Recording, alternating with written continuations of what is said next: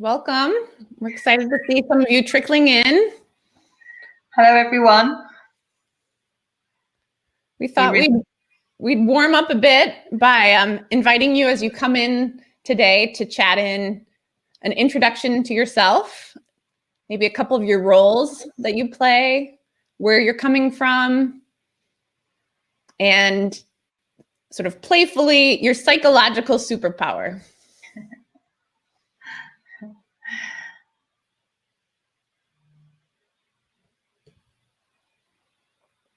It's good to see that your psychological superpower is naming emotions, Kate. I've gotten a lot of practice with my two kids, Anna, who are 6 and 8. We're always trying to identify what that feeling is. Great. What's your psychological superpower? I think it's intuition.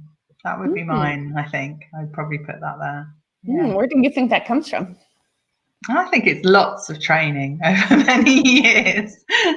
Gets you to trust your gut. Practice, like any skill. Yeah. Welcome, everybody. For those of you just joining, if you just fancy chatting in some things about you, we want to kind of make this session feel like we're relating to you, even though we're kind of doing this virtually. So it'd be lovely to get to know you a little bit and find out who's going to be in the audience. So please do give us a bit of feedback and let us know who you are and where you are and what your psychological superpower is. We'll get going when we reach the half an hour at 1:30, but until then we just thought we'd like to kind of greet you really and welcome you. I'm seeing Claire chat in. Mom, wife, daughter, surgeon, friend, leader, chef. Ooh. London, UK. The power of being there for people. Awesome. Oh, that's a great one, Claire. I love that. Fantastic. Don't you think food is a fantastic way to kind of share emotions with people? It's absolutely great. Yeah. There's a African proverb that food, the stomach is the way to the heart. Yeah. Great. I love as well learning, kind of what roles people have outside of their professional role. It gives you a real insight into people. Absolutely. I don't know if those who've joined us caught Maureen's keynote, but at the end, she had this beautiful video from Denmark on our common shared identities, the us's that we are, and across whatever group we most dominantly identify with. And I love, chef and feeling some commonality and with you, Claire. So thank you. Yeah. I think you're right, Claire. What's one of your favorite roles that are a little outside of the classical? So I think, for me, one of my favorite roles for myself is being a gardener. I like growing things and get a lot of enjoyment out of that, definitely. Yeah. One of my favorite roles is a dancer. I love to dance. Oh, great. And I also love to swimming. Yeah. It's going to be interesting to see who we have in the room. It is. We invite you as you arrive to please go ahead and chat in a little bit about yourself, as Claire has.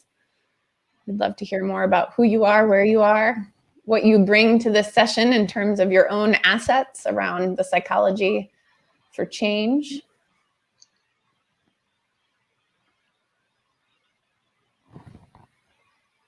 It's going to be interesting to see how many countries people come from as well. Wow, Claire, you were going for it. You swam a mile this morning before you started, and the last swim before lockdown. There is something sweet at the moment, isn't there, about doing the last thing before lockdown? Absolutely. Yeah, really important. Jennifer, here you are. Lots of things coming from Singapore, and your super skill is able to read people's character from the 3-second first impression. Wow, that must be a good one. I don't think I'm as fast as that. I was that fast. And there's Susie. Hello, Susie. Susie. Mum, sister, wife, friend, cheerleader, absolutely. Comes from Sheffield in the north of England, and her superpower, disco dancing. So she would join you, Kate, out on the dance floor. You two would kind of like start the your party. stuff. It's too bad we don't have music playing for this session. And we could make it that would be great. And then we've got Kelly here, our great mental health nurse. We're going to be talking a bit about mental health later, Kelly. So, you know, chat away, join in with your experiences. Keen runner, superpower is making people laugh. Brilliant. You cannot beat humor, can you, in the work, especially in the workplace? You know, it gets us through some tough times. So welcome, Kelly. Lovely to see you here. Great. We've got David from Manchester. Sunny today, but cold. Yeah, my first frost today, definitely. Knowing what your team are going to tell you before they tell you. Yeah, that's a really helpful one. Oh, we've got loads coming in now. I'm not going to be able to keep up. We've got people here. GP from Cardiff. Fantastic. Good at calming conflict and being positive. Farouk. That's fantastic skills. Believer in goodness, I'm reading here. Wow, that's lovely. It is lovely. So nice. And gardener, super mum. These are great things that are coming through. Yeah, thank you, everybody. And folks, as you're arriving, please continue to chat in. We'd love to hear a little bit about you and the various roles you play in your own life and the lives of others. And again, we're sort of bringing the wisdom and assets of the folks here with us through your psychological superpowers. So we invite you to connect to some of your strengths as we head into our session today.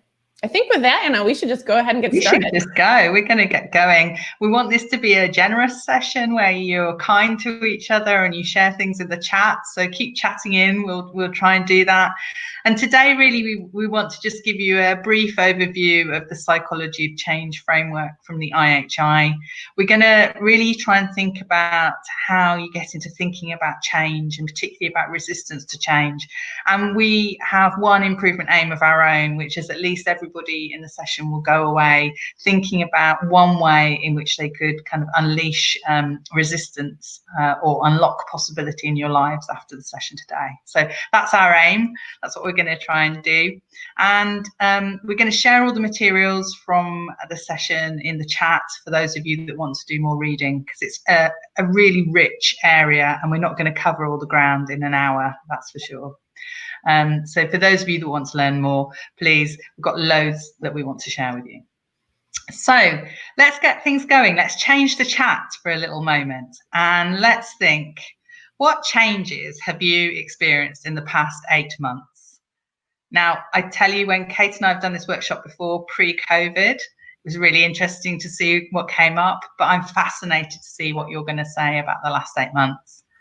So, Kate, are some things coming through that you can see on the chat? Yeah, Corona. Thanks, Claire. So Michelle's adding training online. So, facilitating and training sessions, including sessions for the Beaver Scouts. Oh, thanks, Michelle. We have seeing our families less. Coming from Kelly. Jennifer, being kinder to people. Yeah. Finding kindness, harking back to yesterday's session on kindness, which was tremendous. Thank you, Susie, by the way, for your contributions to that amazing session. Working from home is a big one. Yeah. Lots of things digital and not in person. Yeah. Deeply missing live music sessions with friends. Oh, I relate to that one. Yeah. Wearing face masks. Yeah. Faster improvement. So the speed of improvement picking up. Anxiety from patients who can't connect virtually. Valuing small things. Yeah. Talking more on the phone. Started running for my own mental health. So some positive, healthy changes too. The creativity of teams, resourcefulness, washing hands more often. Excellent. Right. Fantastic. Anna, do you want to share a little bit about some of the ways this has showed up for you? Yeah, definitely. Let me share a few of my thoughts about the last kind of few months. So one of the main ones for me is that I've had to start seeing patients from my kitchen, which is a huge change for me. I'm now in the routine of doing one kind of week at home and then 1 week in the clinic, but that's really radically had to change my clinical practice. I've got a new co-worker in that my cat is very helpful sometimes, occasionally unhelpful. Brought a live mouse into one of my clinical sessions the other day. Like everyone said, having to get used to wearing masks. And for me as well, there was a moment where my hair just really didn't work for me over the summer. And one of the things I was bowled over about really was the love that was shared about the NHS. And that was really moving for me. And then I think the other area where I've really had to experiment and adapt, and I've also had to really notice my resistance to change, was having to get used to all the different ways in which I'm meeting online and feeling a bit like a grasshopper, going from one kind of platform to another and one medium to another, and sometimes just kind of ending the day feeling quite bug-eyed. So that's been a few of my kind of experiences for change. I hope some of them resonate with you. Thanks, Anna. Yeah, we wanted to start with this question for today's session so that we could locate the change experience in ourselves as quality improvers and as change agents. And we want to look at the type of change that we're talking about here. So first of all, I just wanted to notice in healthcare how much we love technical change. And it's how we're educated, it's how we're trained. We become experts in being able to identify and diagnose a clear problem and provide a clear set of solutions, right?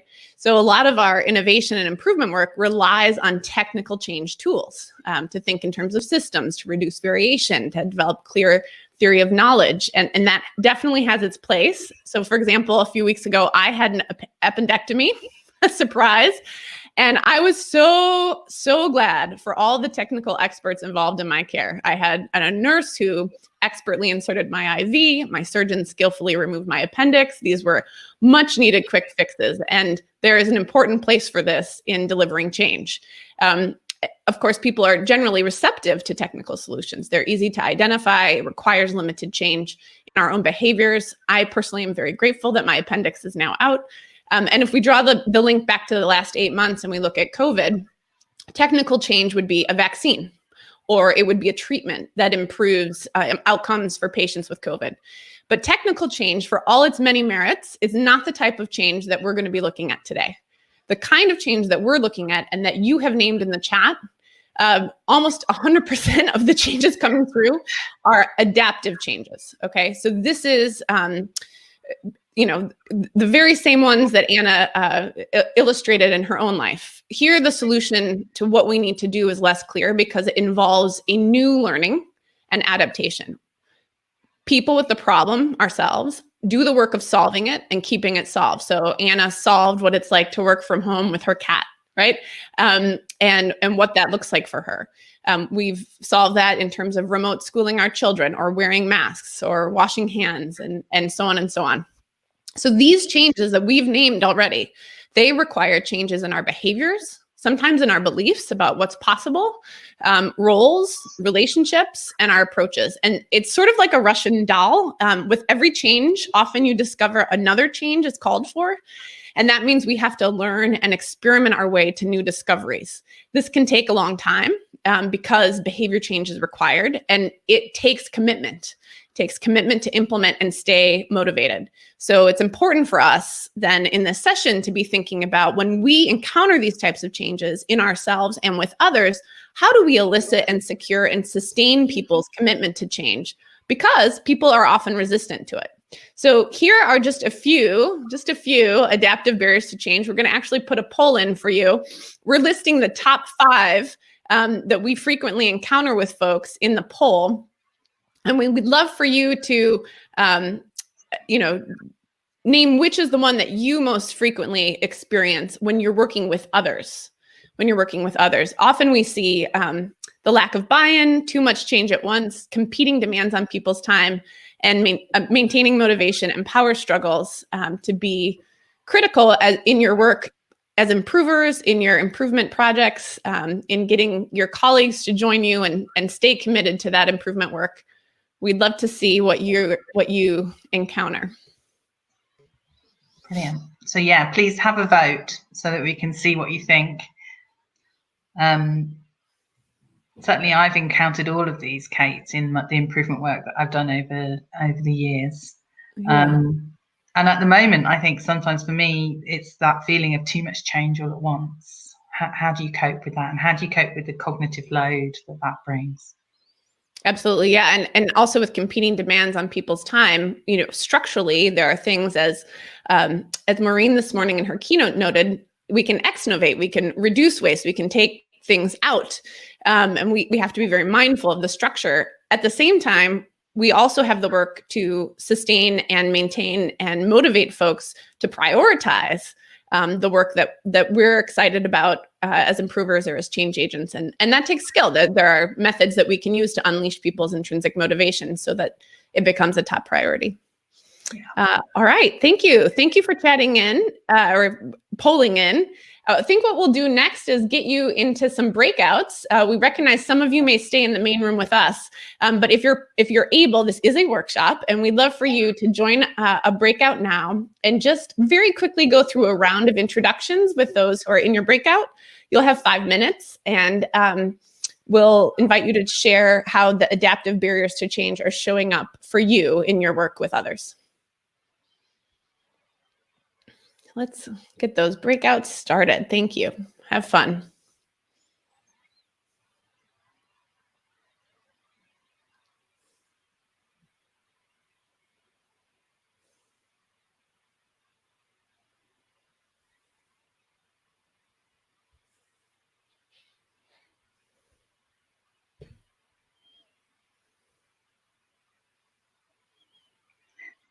So we may have a few people in the room with us, Kate, who maybe haven't made it through to a breakout.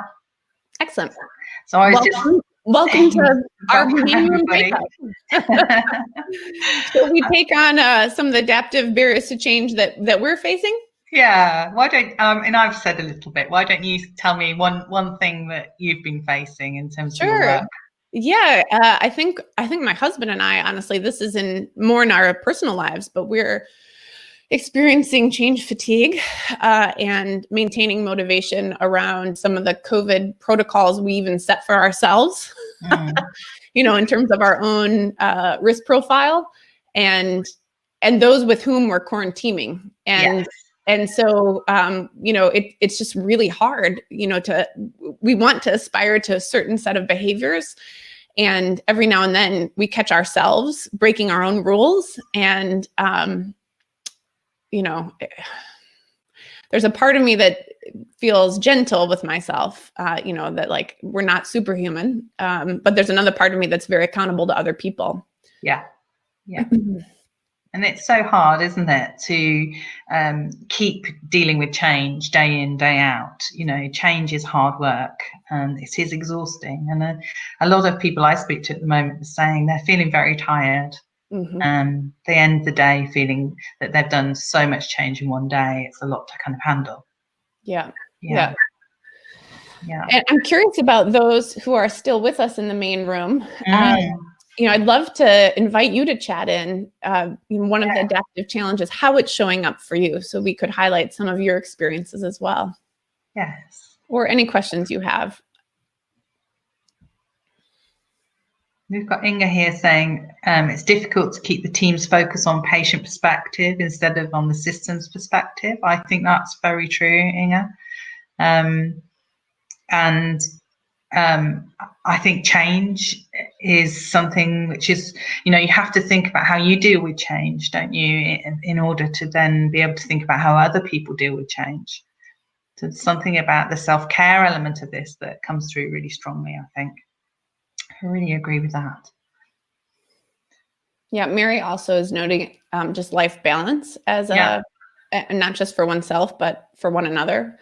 And then also the difficulty of having a sense of belonging when teams are so disparate. Yeah. And then really helpful comment here saying there have been so many changes in the last 7 to 8 months. People do not want to change even more. Absolutely. Yeah, there's a lot of fatigue around at the moment, isn't there? Of people just feeling enough is enough. I've had enough. And I think for me, it's a bit like an ant's nest. At the beginning, when there's a crisis, we all work together really, really well to try and repair the ant's nest, and we put a lot of energy into it. And actually, that can be quite motivating. But when change goes along for a long, long time, actually, it can be really, really hard to sustain our energy for change. So it's really important now, I think, to be thinking about how do we help each other deal with this as a long-term kind of stressor, not just a kind of an acute stressor. Mm-hmm. Yeah.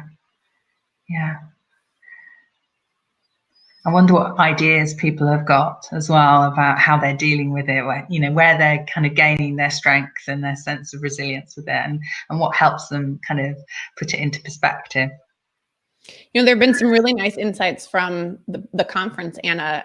There was David, who's joined us, and his team from the co-production session on Monday. Yeah. Had some great ideas about how to maintain authentic and connected relationships with team members and with new team members working virtually. Yeah. And what it takes to, for example, have walk-in talks. So you're on the phone instead of in front of the screen, and you're really able to listen and not be distracted by other things going on in your computer. Folks yesterday in the kindness session, focusing on the ways in which we can shift mindsets in how we talk about, for example, one of the nurse participants shared shifting from saying, well, that's, this is my patient or your patient to our patient. And how that shifts how we approach our work with each other. Something so simple as that, but allows people to think differently about their behaviors. Absolutely. I'm just going to respond to Mary's kind of comment about that she's eavesdropping into our conversation. You're welcome to eavesdrop, because we know the breakout rooms don't always work. I think that's been the theme of the conference. So Mary, you're very welcome. So we'd love to hear your experience of dealing with adaptive change in the comments. And Kelly and other people are talking about these small changes that we can do. That idea of having lunch together, even if it's 1.5 or 2 meters apart. We need these human connections, don't we? I think that's what's really kind of coming through. Yeah. So it sounds like everyone's back from the breakout room now. I really hope you enjoyed that moment, because we're not getting many moments, I think, to reflect on this experience. And it's important that we do.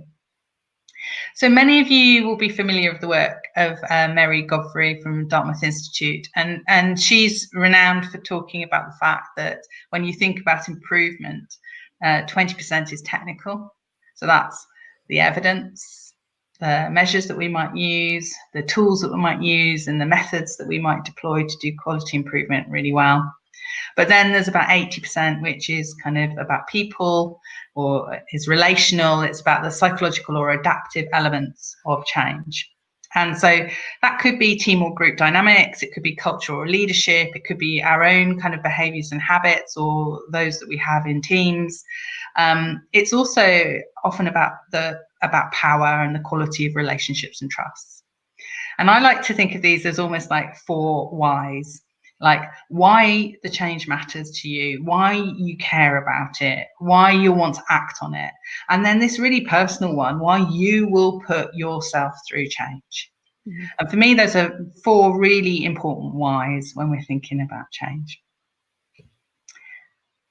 And you'll be familiar with Roger's diffusion of innovation curve. We've seen this many times. And we know that the rate of change through people varies. And that's often dependent on what change it is and how you feel about it. And there's a kind of some technical elements of this sometimes as well, in terms of the rate of adoption of a technical innovation. But actually, what we don't often start to think about is how the emotions of change track on to this. And if we were doing that, we might want to kind of think of these like emojis, that, the relationships that we have and that our response to change changes massively. So let's put the two things together. Let's put the graph and the emotions together. And I think this is a really helpful way for leaders of change to start to think about, how do we get to engage people, these traditionalists maybe at the end, let's think about their emotions to the change that we're suggesting. Yeah, thanks, Anna. And we can also look to William Bridges. He's a change consultant who illustrated that resistance is a very normal part of change. Resistance in ourselves as well as resistance from others. This is part of our psychology. And it's actually very similar, as many of you have been trained in the stages of grief. The stages of change begin with a feeling of denial that change is even needed in the first place. Then a feeling of resistance, and that brings up all kinds of feelings, including anger or frustration. Can also bring up many different types of fears, fear of loss. And then from there, we move into one of exploration, taking a first step, trying something, testing something new. Here we go, improvers, right? And then from there, we move to a place of commitment where we have integrated this new behavior into our lives. So I might suggest that this process isn't quite so linear. It can be much messier than this. You might feel more than one emotion at the same time, or you might be experiencing multiple changes that lead to more than one feeling. And so, we have had this this global pandemic, this opportunity to universally experience change together. And so what we want to invite you to do, again, is to locate Bridges' model in your own experience. How would you map your psychological response to COVID-19, the changes you encountered 8 months ago? How did you feel 8 months ago when COVID was really, taking hold across the world? Where would you have been, Kate, on this, do you think? I can remember being in shock. I remember being in Washington, D.C. with a global group of 20 fellows from around the world, all of us flying in from wherever we were and being like, this won't affect us. And then from there, getting home and realizing just how severe this was and going through a lot of anger, frustration. And for me, that meant control to deal with that. And so I, did whatever I could in my own household. How about you? Oh, very similar. And, kind of a sense of frustration. And, I'm seeing on the chat, lots and lots of people are coming up with a sense of uncertainty, a sense of shock, a sense of frustration, anger, fear of loss. These are very kind of common emotions. Shock followed by exploration. Absolutely. And I think how we responded to this was very different. And even within families, there was a great variation around change, wasn't there? Yeah, and around different types of changes. Like, for example, I've always worked remotely. So that has not been a change for me. But I observed my colleagues going through that change. Yeah. So, it's very different for each and every one of us. What we want you to notice in your own experience of change is that when we introduce changes to folks, we should expect folks to feel the same way we did, right? And that's really good news for us because we can empathize. We understand this is part of the process, right? So when we encounter that change, that shouldn't feel like a wall. It should feel like, I see that, Yeah. I expect that. Let me just ask, before we move on, how would you map yourself today? 8 months later, how have you all done with change? And Anna, how have you done? I think I still go up and down. So this is where the model is messier. I think I have days where, when we heard in the UK that we were going back into a second lockdown, I kind of went, oh no. And then I have days like today where I got up really early and I went for a walk and I was all right and I was okay. So it's a bit up and down for me, I think. Yeah, I appreciate that. Well, thank you everyone for chatting in. We're seeing a lot of shifting that folks have made from a place of resistance or uncertainty to one of many folks feeling tired, but also much more integrated and accepting, still experimenting, understanding. So appreciate that we can see ourselves here in William Bridges' depiction of change. And I'm going to turn to you to share a little bit about how then we can shift our mindset around change. Are you still with us?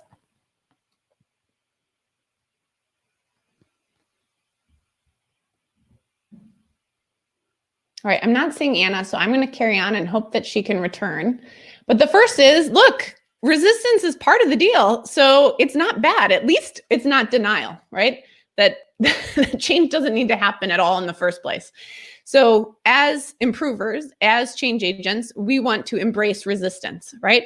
It's not a problem. And it gives us an opportunity to at least reflect and provide some questions to folks around, how are you feeling? And when somebody says, I have too many competing demands on my time, what's underneath that, right? What feelings are underneath that? What are they experiencing that makes them feel that way? Is it also a few other things around frustration or anger? Is it something else around fear or uncertainty? And so the idea here is that instead, sometimes we feel so passionate about change. Oh, Anna, I've just carried on. Would you like to jump in? No, that's absolutely great. You carry on, Kate. I'm really sorry, everyone. That was a moment of COVID, wasn't it, where you lose connection? Well, welcome back. Thank you.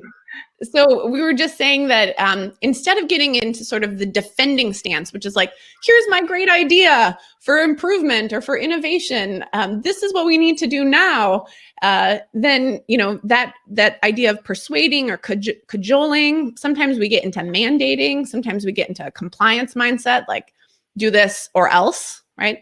And that actually, the science shows that is a dead end. People will dig in to that resistance when there is a force that's pushing up against them around change. And instead we invite you, because we expect resistance, to think about the martial art of jiu-jitsu and work with people's resistance, recognize, see it, invite it and explore it, let it be an opportunity again to help people identify what's really happening, so that we see those adaptive barriers to change, not only as barriers, which may be very real, but also as, in some ways, explanations for why I don't feel I can do this with you, right?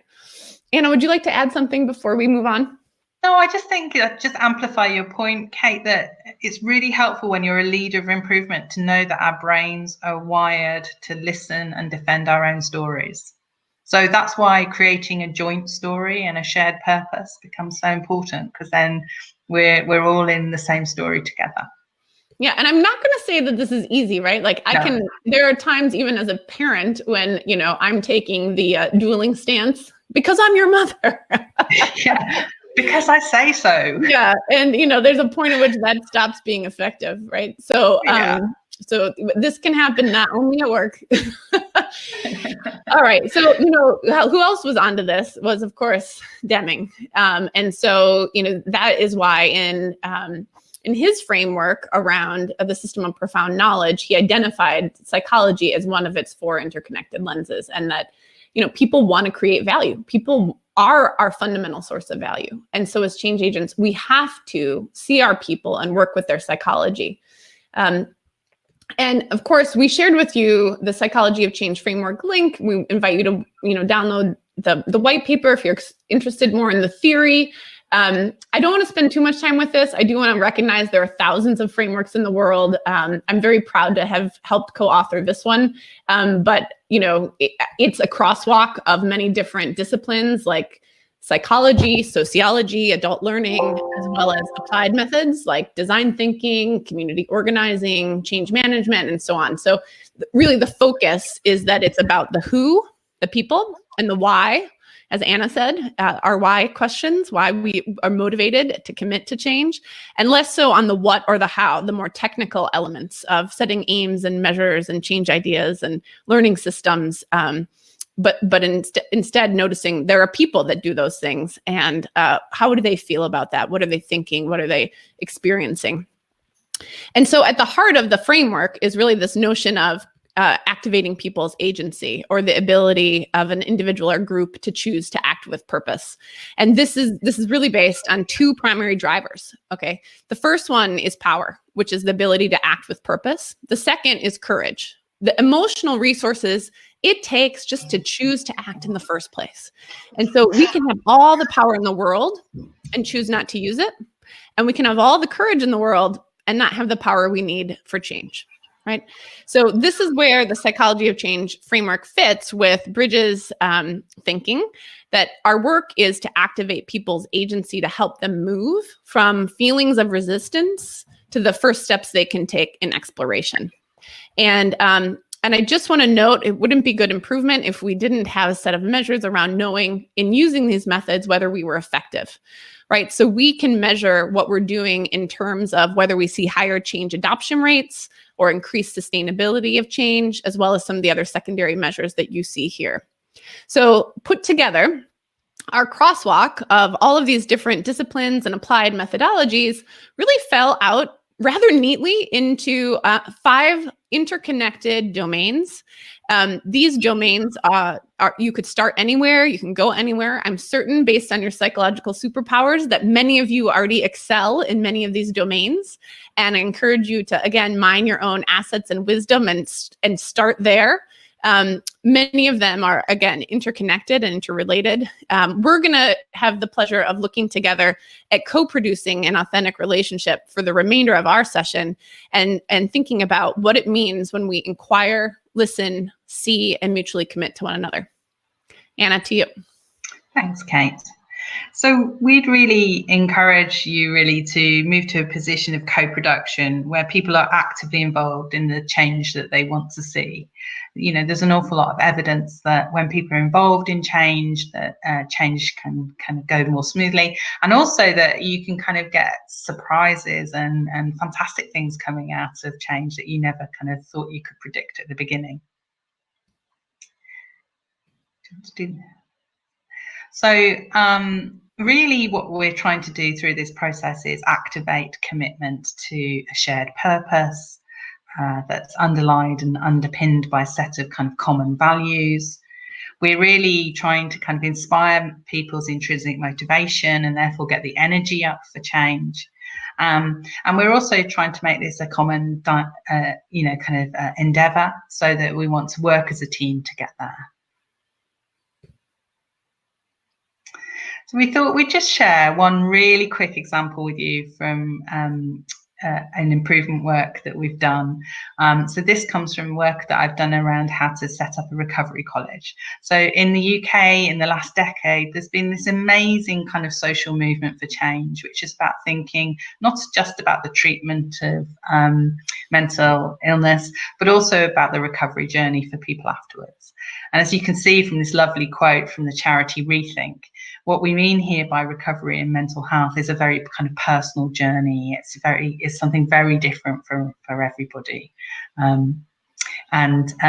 When we started to set up the Recovery College, the idea was really that we were going to gather in all of these kind of ideas and voices from people that had already been on a recovery journey and really try and kind of embrace how we collated and shared that experience and expertise from experience. So in the UK over the last decade, we've gone from having very few recovery colleges to now having kind of over 70. And I know that they've popped up in other parts of the world too, particularly in Australia and New Zealand. This is a kind of a movement that's kind of growing. And at its heart, there's this really strong co-production process, which is about how do you create courses that are led and delivered by people with lived experience of mental illness. How do you create the energy for change to help and support each other as a group of people to move towards change? And when I was doing this work, we were very aware that because it was a new way of working in our area, there was a lot of kind of stakeholder interest about how we would measure our success. So people wanted to know about what were the outcomes of the Recovery College on people's lives and on their experience. Would it improve other services? Like, would it reduce demand on community or inpatient mental health services? And importantly, what were the costs? Now, as the co-production group, we knew that these were really important measures, but we also felt that they didn't really inspire us towards change. We wanted to make this really personal. So we went through a really intense co-production design process around our measurements for improvement. And the thing that we ended up measuring was, next slide, please. It's coming. Was hope. Now, I have to admit that when the group suggested that we measure hope, I did a bit of a gulp. I was like, how are we going to measure that really, really well? I'd been used to kind of measuring other things in my improvement journey, but I really hadn't ever tried to do anything quite so emotional before. So I was a little bit skeptical, if I'm honest. But actually, what we found when we measured this alongside a lot of other measures around the quality of the services was that we found that hope actually, and a feeling of hopefulness, was actually one of the key factors for recovery. And this came out time and time again. And we also held kind of qualitative focus groups. And in those focus groups, we heard stories about how hope had motivated change. So, for example, there was one student who couldn't read or write, going on this really quick 6-week course, changed his life. It got him back into adult education. And I happened to see him about a year ago, and he told me that he'd managed to make it into college. So for me, it showed that when you pay attention to the co-production process and you listen to what people really want to measure and how they really want to kind of think about change, and you embed those processes in your improvement idea, you get something that's stronger than you could ever imagined on your own. So I'm really pleased to say that lots of recovery colleges around the UK are now also kind of combining measurement around the kind of the outcomes of the recovery college, but they're also looking at some of the kind of the hard kind of outcomes like the return on investment. So up in Barnsley in Yorkshire, for instance, they've managed to show that there's been a 66% return on investment in terms of impact on community mental health services and inpatient beds. So I think what I've learned from this is that co-production process can not only show you what you need to measure, it can also help you understand the process of an improvement idea and why it works.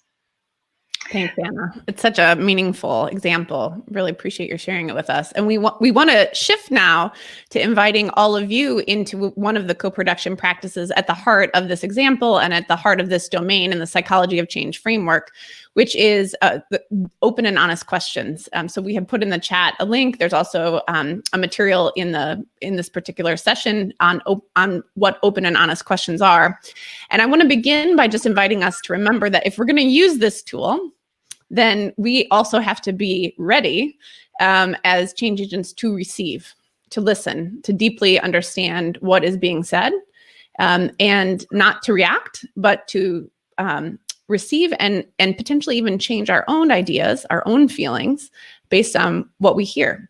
And so that there's a readiness in us in co-production that's really needed as a first step before we get into any of the tools, because people don't see things the same way, and what's workable for us might not be workable for someone else. And so we have to be ready to hear that. We have to be ready to be creative and resourceful in thinking about how to partner and to be changed by this relationship, which is going to be sort of like an adventure when we get into it. So with that, we're going to invite you guys to practice using open and honest questions momentarily in a breakout. So we want you to feel prepared. First, just noticing that when we ask these types of questions of one another, we are really looking for the authentic answers from somebody else, which means we're not jumping to our own conclusions or assumptions about how somebody feels. We're not, thinking through sort of our own analysis of what it is. We're just letting it be. And we're letting it be so that the person who's answering is not only able to connect with themselves and their own inner wisdom, but that might be an intervention in itself to allow them to hear themselves, to allow them to see themselves, to allow them to know what it is that they feel, which is a first step towards courage. And so what is an open and honest question? How do you ask it? What does it look like? Certainly, it's not a closed question. In other words, it doesn't invite a yes or no response. It's open, right? That you couldn't possibly imagine the answer that's going to come out of the next person's mouth, but because of the way the question is framed. And it also doesn't show a preference, so it's honest. So for example, instead of saying, boy, that must have made you feel awful, you might instead say, how did that make you feel? Or if somebody says, that made me feel awful, you might instead say, and did it, instead of saying, and angry too, right? that's a yes or no, you might say, can you say more about when you said it made you feel awful? Can you say more about that? And just giving someone the reflective space to explore that further. So that's the idea in how we frame the questions. And I want to notice that as we get into breakouts, it's not always as easy as it sounds. And so if you find yourself asking a question that's a little bit closed, I want to invite you to say, wait, hold on, time out. I want to try that again. Because we invite you to sort of get on the bike with each other to practice something we hope you'll take into your work. Here are a few examples just to get you thinking and started. What's your biggest hope? What's your greatest fear? When you faced a similar issue in the past, what did you learn? What might help you now, or who might support you? What's holding you back? What's pressing you on, right? So these are different examples that we invite you to use. We're going to put you back in breakouts. We know that some of you will stay with us in the main room, but if you're able to get to the breakout, it's a great chance to practice. I know it might be variable in terms of how many people are in your breakout. So the way we've set this up is at least for one of you to go back to the adaptive challenge that you're facing with others that we've already identified. And the other person will just ask you open and honest questions about that, right? And let's at least get 2 people in a pair to have that conversation. If you have more folks in, you can bring them in for a second round. You can either, let 2 other people try this on, or you could just switch roles if there's only 2 of you. So we'll let you get creative in how it works, but we invite you now to join the breakouts. And of course, if you're listening to 2 other people, feel free to reflect on what you're hearing. Yeah. And because this is not easy, we lose this ability to ask open questions in the workplace very easily. So having somebody reflect on how you're doing with that can be really helpful.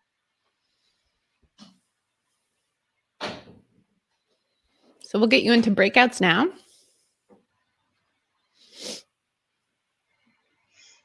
Okay. Good. So just quickly on time, they'll have 15 minutes, and that brings us back at 24. So we'll have a very quick debrief. Yeah. And go from there. Yeah. Great. And welcome those of you that didn't make it into a breakout room. We know there's been some technical issues about that, so do feel free just to listen in. Kate and I thought that we'd do the exercise ourselves, and we'd really love to hear your responses and maybe suggest some open questions. That would be great. So Kate, should we think about your adaptive challenge? Yeah, we can start there, certainly. You might recall my adaptive challenge was around maintaining motivation in our own family unit. My husband, myself in particular, around continuing to meet the aspirations we've set and how we will manage ourselves for COVID. Which we have now noticed a couple of times when we have not lived up to our own expectations. And it's caused like stress and strain either between us or between us and others with whom we're quarantining. Yeah. So are you noticing any patterns emerging?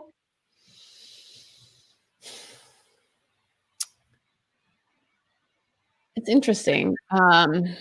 Yes. I think one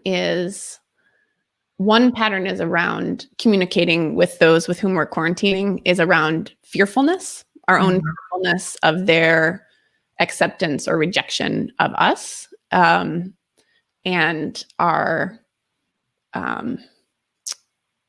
desire to be good and an acknowledgement that also we're not perfect and everybody makes mistakes. And yet, when you break trust with folks, it means having to rebuild it. That doesn't happen through a conversation with forgiveness. It happens through your next choices. So I think I'm seeing that in the process, and I trust us, my family, but I also I kind of don't. It's all blurry and weird. It's like. We've never been in this sort of experience before. No, we're making it up as we go along, aren't we? Yeah. but we've been very accountable, so when we have fallen down, we've named it, we have acknowledged it, we have, sort of accepted consequences around that in terms of, taking a 2-week break from another family, that sort of thing. And it's sort of, I don't know, I think it harkens back a little bit also to some Catholic guilt. I grew up in the Catholic Church, and just that idea of like doing wrong and feeling really badly. So I think also part of maintaining motivation is when you feel bad, it's easier to also want to give up instead of wanting to re-up. Yeah. So what are you noticing you're doing well? I believe, acknowledging, accepting responsibility. I think mostly in terms of our commitments, most of our behaviors are aligned with the sort of the protocols we've adopted. Early communication, we're doing well. When we haven't,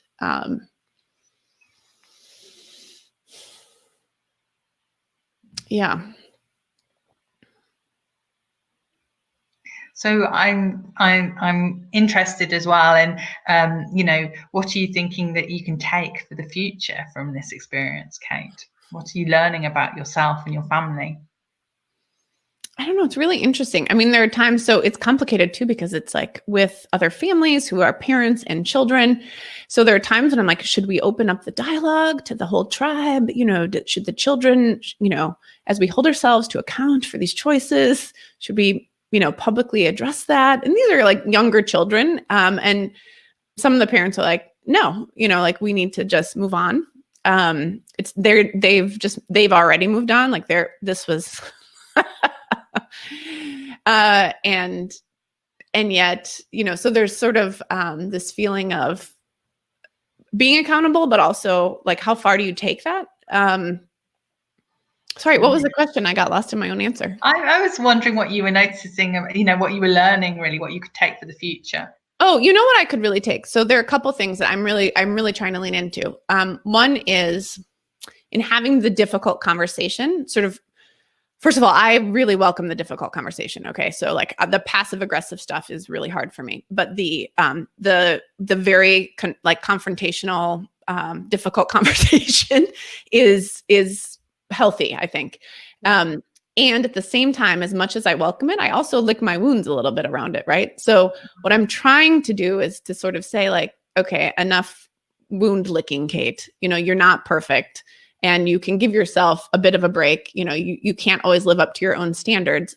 And at the same time, you have to truly welcome this. Like the challenge is to be in this together and to hold those tensions together and to show up for that next person, not in a defensive or sort of scared stance, but in one that's like, I'm still here. I still love you. I respect you. That's great. I think that's the real, that's the real learning. Yeah. So shall we be brave, Kate? We've got 67 people now in the main room with us. Should we ask them what open question they'd love to ask you about this issue? Should we kind of invite the crowd to kind of come in here? Yeah. What would people say? What open question would you give to Kate or to me about my dilemma about, working from home and having to change my clinical practice? What would you want to ask us? Let's see if we can get some kind of open questions coming through from you all. I can't wait to see. Yeah, let's wait and see. I'm so sorry you've had so many problems with the breakout rooms, everyone. It's a real shame because we would have loved you to have had some really, really good questions. Right. So, there's some great ones here coming here. Laura, how do you experience the change? Why don't you go with that one, Kate? How do I experience the change? It is a great question. You know what? Thank you for that question, Laura. There is a part of me that's angry. There's a part of me that feels like I'm not perfect. Why? I have these aspirations, but it doesn't mean that I'm perfect, So I think there's this piece around feeling like I'm being held at a higher standard than others. And I don't I'm not as hard on the others. And there's a part of me that feels like, I kind of deserve that because I am one of the voices that aspires to those things or sets those things out. And so it's easy to then, honestly, it'd be like the thing I like least, which is a bit hypocritical about that. Right. But what there's a part of me that is experiencing some anger. And I need to really see that. I appreciate your asking me that because actually it was there, but I wasn't connecting to it. Yeah, and there's a question for us both here from Mary that's got a like, so I'm going to go with this one, which is, how do you both approach giving yourself permission to fail? So shall I go for that for a minute? Yeah.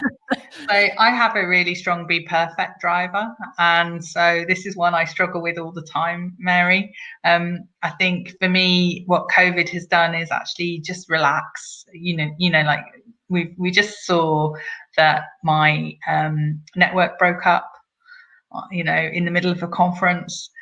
What COVID's helped me to do is just roll with stuff like that a lot more and just kind of embrace failure and just own it and just go, do you know what? We all fail. We all make mistakes. We all stuff it up. But actually, it's probably our response to that that's more interesting. Mm-hmm. And what can we learn from that? So that was a great question, Mary. Thank you for me. Do you want to take that one too, Kate? But there's other great ones kind of coming through as well. Well, there's a beautiful question around David. Thank you. What would help you feel more at peace? Wow. Yeah. Boy. So for me, I would say that one of my biggest learning curves has been, how do I do things like assessment online, and how do I feel comfortable with that? And so I've felt quite a lot of stress around having to learn new kind of technical clinical skills about how to make sure that someone's safe, for instance, or that, I'm not making the situation worse. So for me, how do I get a sense of peace? I've been using supervision a lot. I've been using kind of reaching out and relating to other people a lot more to kind of make sense of my experience of suddenly being a clinician online as opposed to being a clinician doing face-to-face work, and talking it through with other people and sharing that common experience. That's given me some sense of peace around it, although I'll still admit to anxiety around it at times, definitely. And then we've got ones from Sophie coming in here. We've got Sophie saying, what changes have you made during COVID that you'll be taking forward? That's a great question, Sophie. Do you want to do that one, Kate? Sure. You know what I appreciate so much about that, Sophie, is, leaning into open, honest questions that are also appreciative in nature, right? Yeah. That connect to the skill of appreciative inquiry, which is to look at the assets, to look at the positive. So looking also at Annaline's questions, the question of, are there any upsides of your experiences working from home? That would be another appreciative inquiry question. And so anyway, I think in terms of some silver linings, one of the things that has been amazing about the quarantining that we've been doing with others is our relationships are so much stronger. Our kids, play together, all the time. And it's beautiful. It's such a gift. And I also appreciate that you're inviting me to connect to that, because that is, it's good to be reminded of how lucky we are, and by setting me up for appreciative inquiry, shift my mindset to one of dealing with the problem to one of like looking at the good things. So I appreciate that. What about you, Anna? I guess what COVID's done for me is really make me appreciate relationships. So I don't know whether you can see, because this picture's tiny, but I've got a whole load of pom-poms up behind me, and those pom-poms were put up for my stepmother's 70th birthday, which happened just before lockdown, and I've deliberately kept them up because I haven't been able to see them since then, and it just reminds me of relationships. So there's something for me that I will take forward, an even deeper appreciation of relationships than I had before, and the importance of kind of connecting with people. And what has been, Anna, your experience in doing that effectively online or virtually? Yeah, that's a great question. I can see some comments coming through around that. So I think at the beginning, particularly as an extrovert, I found it really hard to be working on my own a lot. My cat got more cuddles than it ever wanted. So there was something, I think, about my behaviors there, which were kind of trying to soothe myself, probably have a bit of company. But now I think I'm getting quite creative. I'm using WhatsApp a lot. I'm using Teams a lot. But I'm also finding that it's important to build in human time. So I'm not going from meeting to meeting to meeting, but have a little break in between. Just picking the phone up to people that I miss and just saying to them very straightforwardly, I really miss you, and taking time out to do that, and connecting whenever I can to my clinical team, because I think, again, COVID has made me realize about the strength of the multidisciplinary team, and how I'm a better clinician in a team than I am on my own, which is really interesting for me. Oh, that's some great ideas coming up through here. Team have tried art therapy. Oh, wow, I'd love to be part of that. That sounds fab. And somebody also saying, how do you bring in introverts as well? Absolutely. I think that's a really, really good point. One of my friends and colleagues is deeply introverted, and he actually emailed me and said, Anna, he said, I'm going to go into my own introverted castle unless you keep reaching out to me. So please reach out to me. And so he scheduled a meeting with me just for 15 minutes every week, just because otherwise the temptation for him was to enjoy the isolation too much. So I think that was interesting. I wonder what other people think about that. I do too. I think we should use this last minute. I think folks are coming back now, but for folks, welcome back from your breakouts. We hope you had wonderful conversations and had some good practice at asking open, honest questions. In the main room here, we were modeling it, and we were getting some fantastic open and honest questions in from folks in the chat, as well as the conversation sort of shifted to some good techniques as well for how folks are co-producing virtually with each other. So please feel free to keep chatting in on those tactics if resourceful for all of you. I did want to just invite us to reflect briefly on our practice and think a little bit about what it was like when we asked open and honest questions, what that felt like as the asker, or if you were being asked, what it was like to receive or to be asked an open, honest question. Let's just give everyone a minute, including the introverts. We'll just hold this quietly to let you chat in. And of course, if you were in the main room and you were observing us, we would love your observations as well. Yeah.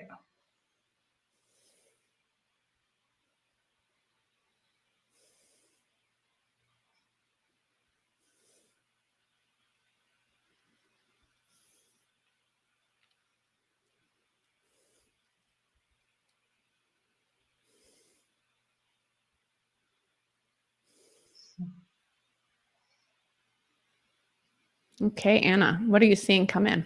I'm seeing people saying how hard it is to stay in open questioning mode. You have to stop yourself suggesting solutions. Absolutely. I think that's one of the key things. Anna, can I add on that one? Just pile it on. There is a part of us, again, trained to solve problems, to see a problem that is adaptive, and assign it a technical approach. So that's a little problematic for us sometimes, because sometimes there isn't a technical solution to the problem, but we want to problem solve. We feel other people's pain. We want to give them ideas for what they could try or what they could do. And that little part of our brain is active as we're trying to quiet it down and listen for understanding. Just listen, just receive. And so I really appreciate how hard that can be, to want to solve problems and say, I see you, you'll get a chance, but quiet down, because I'm receiving this person right now. Yeah, absolutely. And we haven't really kind of spoken, have we, about how you have to really open yourself up to this. This is an active process, isn't it? And it's difficult. And, I can see that Susie says that enthusiasm often gets the better of me. I find that I do that too. You kind of want to jump in, and actually open and honest questions require you to stand back and be very much thoughtful about the other person than yourself. Yeah, and your curiosity. So sometimes you ask a question because you're curious, but then you forget that's a question for you. That's not a question for the other. right? Yeah.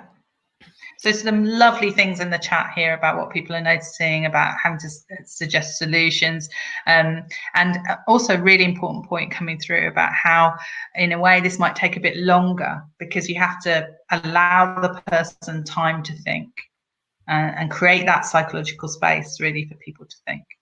It's a great, when we look at the domains in the psychology of change, open and honest questions is a great one for creating psychological safety in both co-design and the distribution of power. So when we create space for others to fully enter authentically as themselves, it is the distribution of power.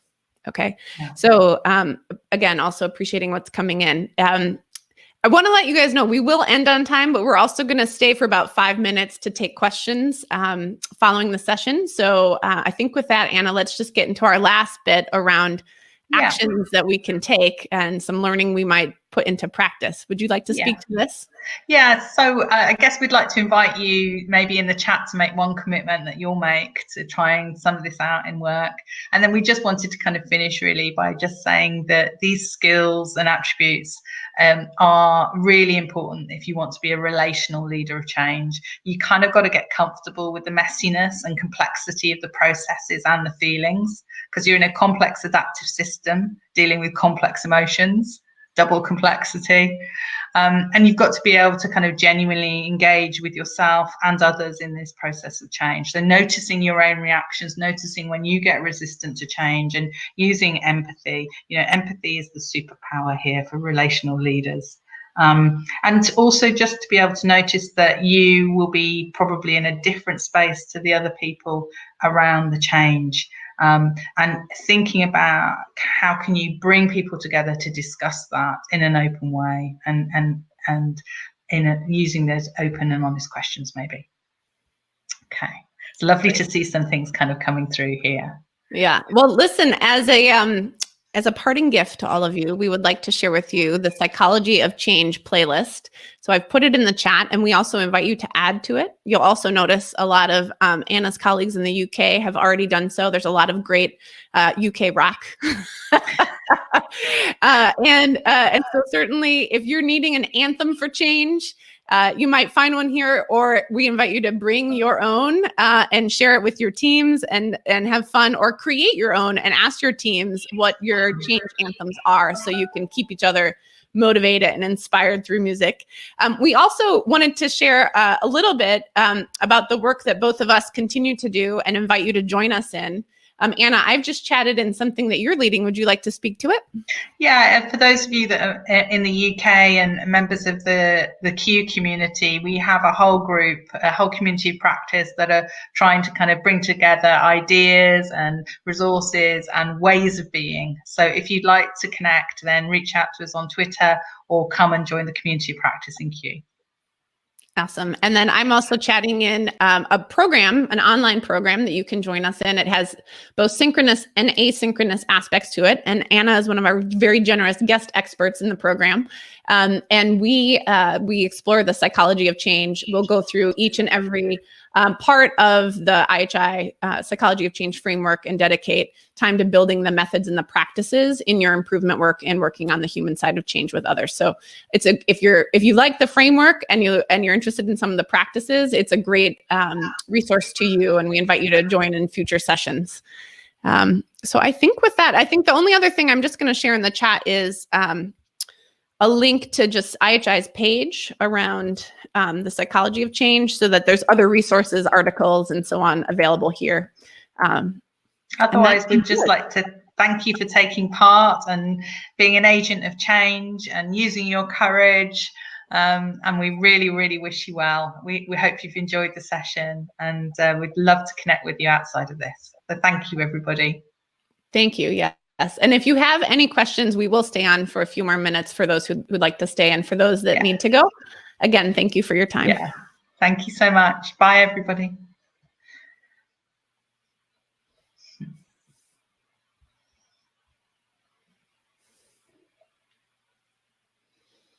And if you stayed on and you do have a question, go ahead and just put it in the chat, and we chat it out, and we'll do our best to answer anything.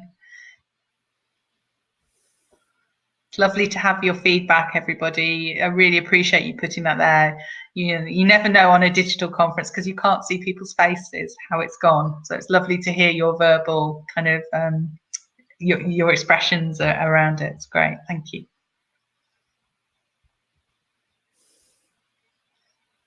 I'm always grateful for that, Kate, aren't you? It's lovely. Lovely to see the feedback. It is, yeah. Yeah. I see a question from Susie. Do you find it helpful to show people the grief transitions curve? Yes. Not only that, but actually I often, right now during COVID, I've been spending more time on also the grief curve and looking at it and acknowledging the grief and the loss that people are feeling. And in some spaces, holding that as a practice. And it's hard. And, I'm almost teary just thinking about it because there's there's a lot to hold, but people also need a place to go with that grief. And so connecting to that is important, and shifting from grief to change. And so what that also allows is going, to a place of hopefulness, a place of potential action and movement forward, and to invite folks to think about that. So yes, we invite you to, Elizabeth Kubler-Ross's diagrams on grief are, kind of our go-to. Yeah. And there was a great question as well from Emma about how do you deal with avoidance of change rather than resistance to change? I think they are subtly different. In my experience, avoidance of change, you just need to dig just as deep to try and find out why. Why are people avoiding it? There's normally really good reasons.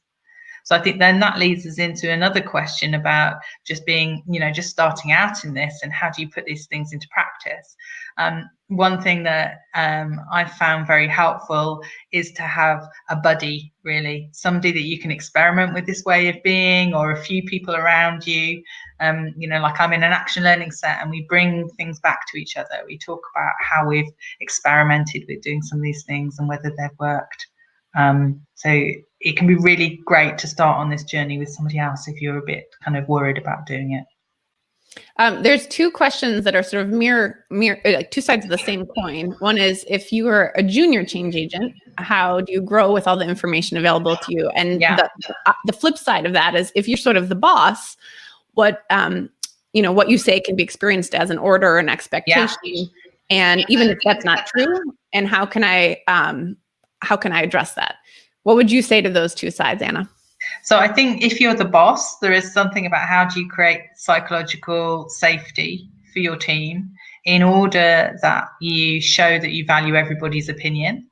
And you need to demonstrate, I think, sometimes that you get things wrong. So you're trying to get away from the idea that the boss is this omnipotent kind of figure. I think you can create kind of team situations where you, like there's ways of organizing meetings, for instance, where you invite people to deliberately have a different opinion in order to kind of explore all the options. So I think there's ways of role modeling that you're open as a boss.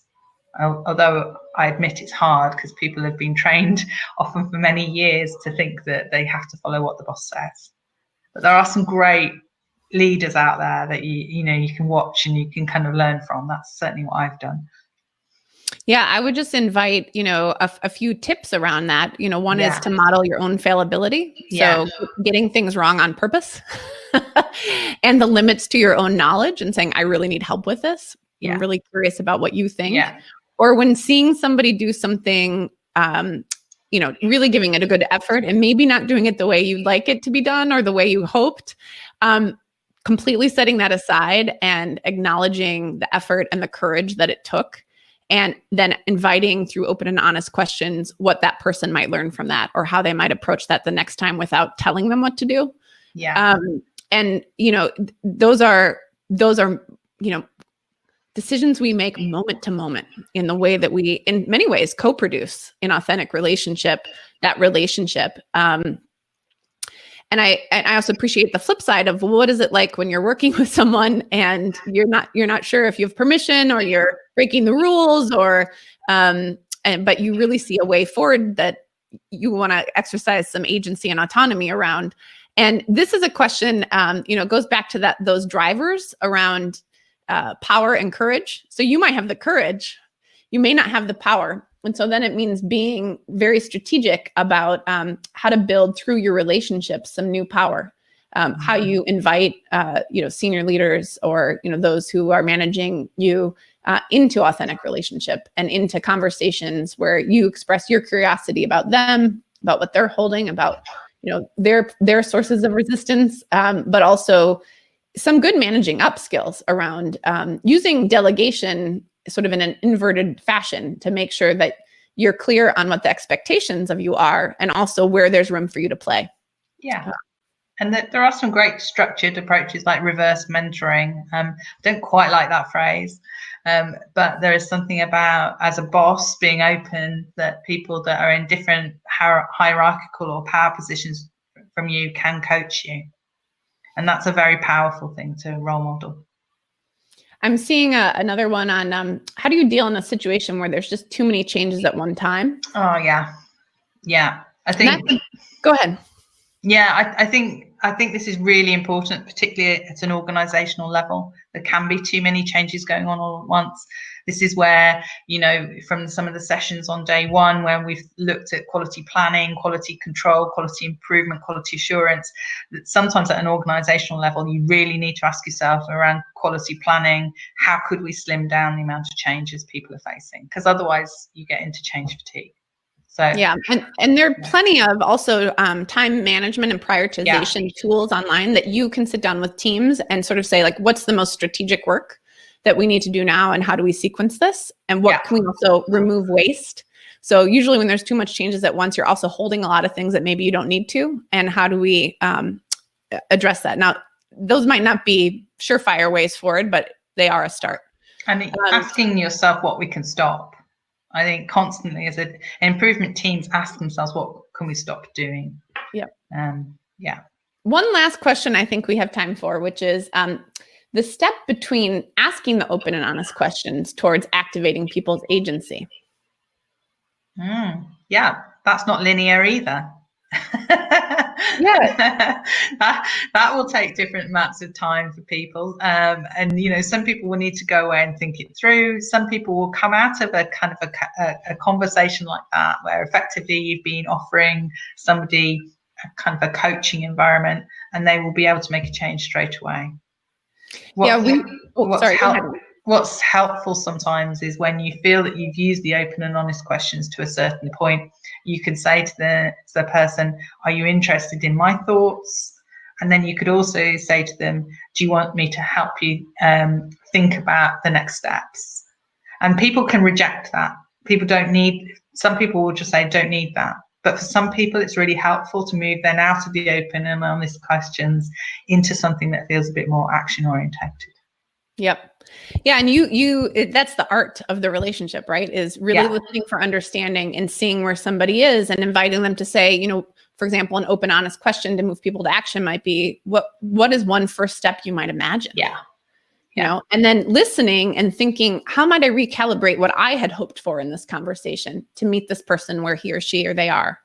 And if they say, not right now, to remember to put on sort of that change agent armor and say, I see your resistance. I'm accepting that right now. No does not mean never. I can go for no, and I can come back to you, and I can be appreciative of your time, and I can invite you to share other people or other resources or other ways to stay in a relationship around our discussion, or even just a friendly, can I check back in with you and see how you're doing?